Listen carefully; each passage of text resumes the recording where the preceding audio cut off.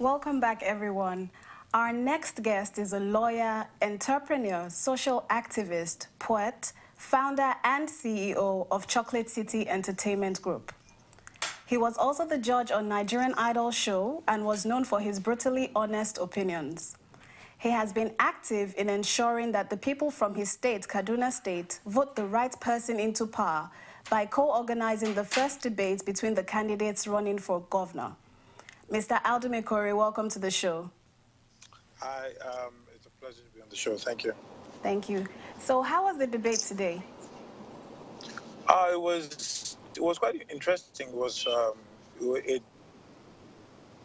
quite surprising as well. I think we had four contestants, aspirants rather, and we had two of them show up. Last minute, two of them had to call in and make their apology and ask us to postpone the event because it wasn't convenient any longer.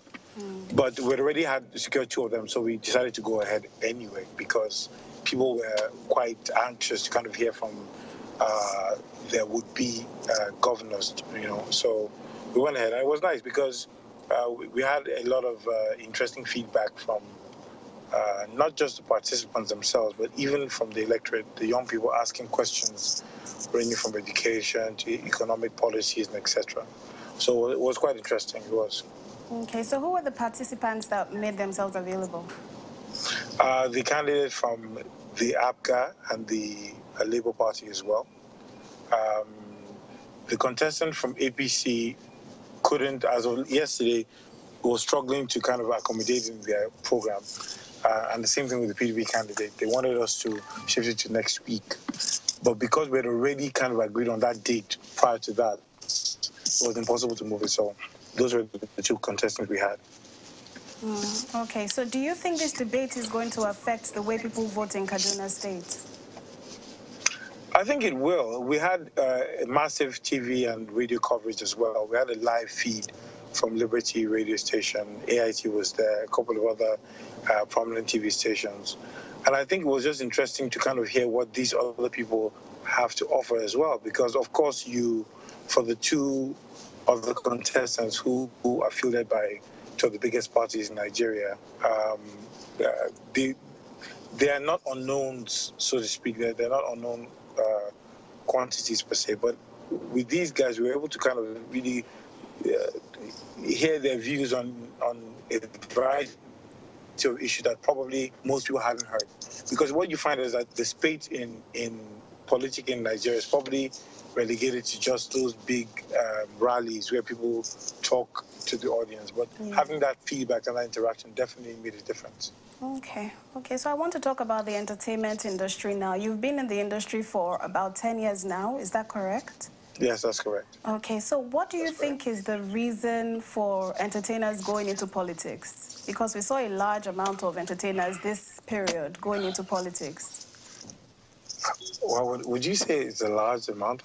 I think there were 9 or less than 10, actually. Okay, well, that's a lot more than we've had in the past. Yeah. I'll say that the truth is there's a lot of power in entertainment. And when you're in the either as an actor or a music star or somebody or TV personality, these are all platforms that give you acceptance and give you publicity beyond your immediate scope. So you find somebody like Abike Dabiri, for example, who was a newscaster who moved on into and be very successful politically as well. So I think that what entertainment does actually is it gives you a platform, and you already have a brand and a name, and it just seems to be an easier ride into the public office contest, so to speak. So I think that kind of stimulated more people. I think that social media played a big part in just getting the feedback from people, and people saying, "Oh well, we like you, we admire you. Why not go for this or why not go for that?" So are you saying all these entertainers are going in for altruistic reasons? No, that's not what I'm saying. I'm saying that sometimes you need to have a gauge of people's acceptance of you, of people's perception of you. Okay. And I'm saying that is thrown off by way of the feedback they get from their fans or people who interact with them in public. And if the cliche about being involved in the process is anything to go by, then I think they have as much of a right as any other person to cast their own lot and say, look, I want to contribute my quota to developing my country or my community or my state. Okay. So the last elections, I think there were a lot of entertainers who came out to campaign. We're not seeing a lot of that now this time. Why do you think that is?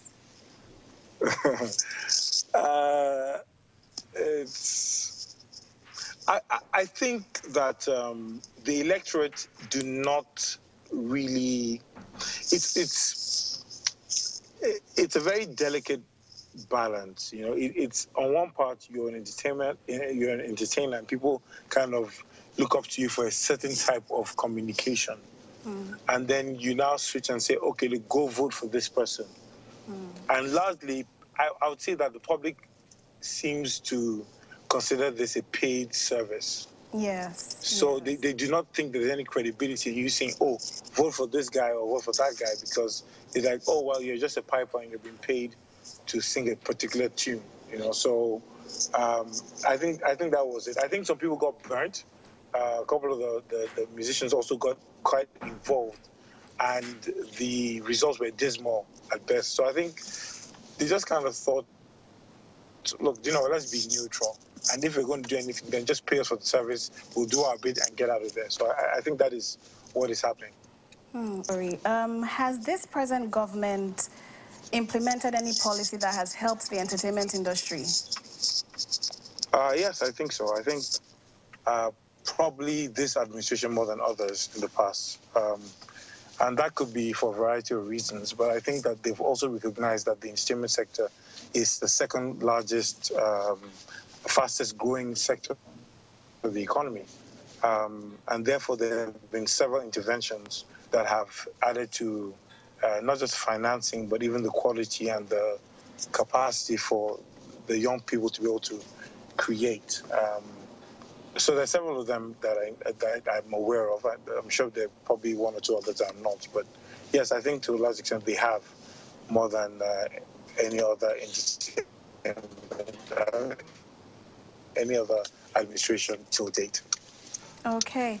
And if Jonathan wins, say he wins, or whichever party or whichever person wins, what would you like to see done for the entertainment industry? What more would you like to see? I think that there is... I would rather even call it the creative industries more than the entertainment industry, because the entertainment industry, even though it captures some of it, it doesn't really give a full picture of what it is. And just to kind of give you a background, the creative industries is basically is based on the premise that a person's ideas, you know, and skills can actually generate wealth and create employment. That's what the creative economy is all about. And the creative industries have to do with those ideas and the inspiration that gives birth to some sort of product or service that creates value and people are ready to pay for. So when you think about movies, script writing, software tinkering, when you think about architecture, when you think about app making, when you think about music, production, blah, blah, blah, that is the whole sector. I think we have two major issues with the sector. The first is that there isn't enough enforcement of intellectual property, and that is only backed by the kind of funding that enables the police to be able to, and the courts as well, to enforce intellectual property as if it were real property. You know, if somebody walks into your land, you run to the court, and the courts kind of quickly understand what the issues are, and they say, look, we're going to grant an injunction or whatever.